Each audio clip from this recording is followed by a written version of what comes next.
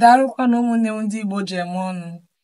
Ụbọchị tata ọ ga-amasị m ka anyị tụlee uche n'ọtụtụ ilu ndị Igbo nakwazi ihe ha pụtara n'olu oyibo, maka na ọtụtụ n'ime ndị be anyị amaghị asụ ọtụtụ asụsụ ndị Igbo, ọtụtụ amaghị ilu ndị Igbo. N'ịgbapụ ya ọsọ, ilu izizi anyị nwere n'ebe a bụ mmiri riri enyi ka mbe na-awụ ọgọdọ. Ọ ga-efe ya n'elu ka ọ ga-awụ ya awụ? Ọ dị mma. The river that swallows the elephant is what the tortoise is planning to jump into. Will the tortoise fly over it or will the tortoise jump over it? Kedu ihe chere na nke a pụtara? Kedu iche na ọ na-akọwa? Tinye aka n'akara nkọwapụta. Kwuo, gwa m obi gị ka ihe ị lụrụ na ya dịrị. Nke bụ anaghị akagbu ụbọchị ma chi ejibeghị.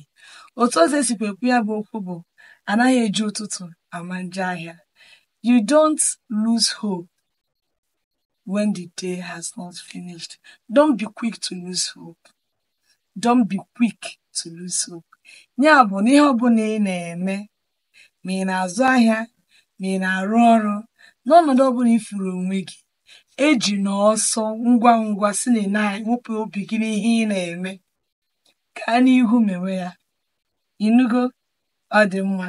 Nke ịtọ, ahụcha agba nkịtị mere di na nwunye ji ebi n'udo. Ahụcha agba nkịtị mere di na nwunye ji ebi n'udo. O nwekwara ndị na-ekwu sị na enyi na-abụ bụ onye nzuzu na onye ma ihe, na mmadụ na-abụ ma ihe anaghị anọ n'enyi.